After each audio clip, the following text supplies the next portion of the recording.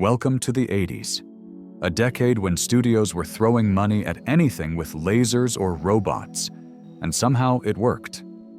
But today, we're not here for the obvious hits. We're after 10 hidden 80s sci-fi gems, wild, weird, and absolutely worth your time. What's the first thing you'd do after an apocalypse? In Night of the Comet, two Valley girls turned heroines grab their guns and head to the mall.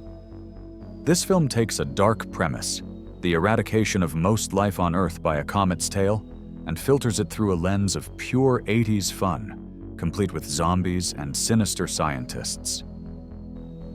It was a sleeper hit, made for a mere $700,000, but grossing over $14 million. But its real legacy is its tone and its surprisingly feminist heart. With its two strong, capable female leads and a flippant attitude towards Armageddon, it paved the way for future genre-blending comedies like Shaun of the Dead, proving that the end of the world can be a total blast. Think of Star Wars made on a fraction of the budget, with scruffier heroes and a lot more jokes. That's the Ice Pirates. A crew of space pirates steals water, now the most valuable resource in the galaxy, but ends up captured by a princess who wants their help finding her missing father and a mythical water-covered planet. On their journey, they fight Imperial forces, stumble into a time warp, and even deal with a loose alien creature aboard the ship. The film is loud, crude, and doesn't pretend to be anything else. Sexual humor dominates, and the sci-fi elements mostly serve as background for its chaotic comedy.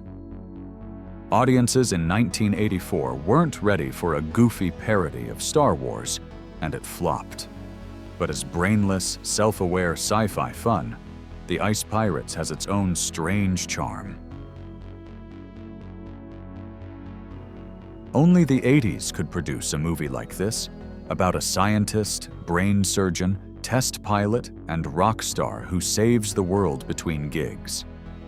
When Buckaroo Banzai tests a jet car that can pass through solid matter, he accidentally opens a doorway into the 8th dimension, awakening aliens trapped on Earth since a failed experiment in 1938. One of them possesses the deranged Dr. Lizardo, who escapes a mental institution and plans to steal Buckaroo's invention to return home.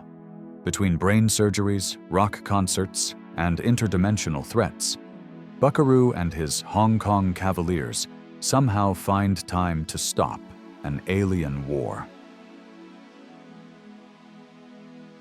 TerrorVision is a joyful disaster, a bright, messy love letter to 80s monster movies that doesn't take a single thing seriously. A suburban family installs a new satellite dish, only for it to get zapped by alien energy, and out of their TV crawls a grinning, slobbering monster from space. It's one of the dumbest setups imaginable, and somehow it works. The alien, revealed to be a household pet on its home planet, behaves like a demented dog. Dangerous but weirdly cheerful, constantly giggling and devouring everything in sight. That energy makes the whole film feel infectious. Written and directed by Larry Cohen, The Stuff is a wickedly funny mix of sci-fi, horror, and social satire, hiding a sharp jab at 80s consumer culture beneath its campy surface and gooey practical effects. It begins when a strange, white substance starts bubbling up from the ground, and soon it's being sold as the latest miracle dessert. Sweet, addictive, and marketed as zero-calorie perfection, it becomes a nationwide obsession. But as sales soar, people start realizing this snack is eating them back. An industrial spy hired to investigate uncovers that the stuff is actually alive, a parasitic organism that takes control of anyone who consumes it. Teaming up with a boy who's seen his family turned into zombie-like addicts, he tries to stop the spread. But corporate greed, as the film gleefully reminds us, is always the hardest monster to kill. It starts in 1959, when a strange experiment from space crashes to Earth. A college couple goes to investigate, and a slug-like creature leaps into the boy's mouth while an escaped lunatic kills his girlfriend. Jump ahead to 1986.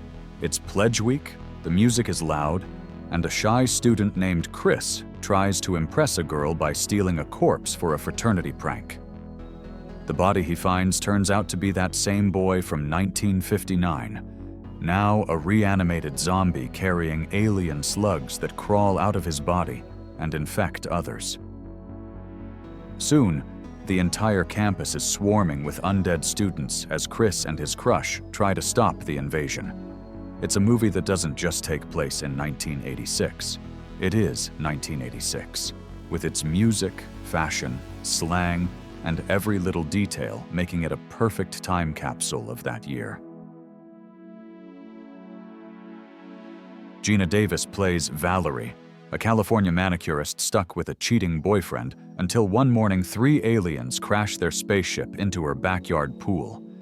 Covered in bright fur and confused by everything human, they get a full makeover, literally shaved into handsome heartthrobs, and head out to explore Los Angeles. As Valerie tries to help them blend in, she finds herself falling for Jeff Goldblum's character, even while wondering if she's lost her mind.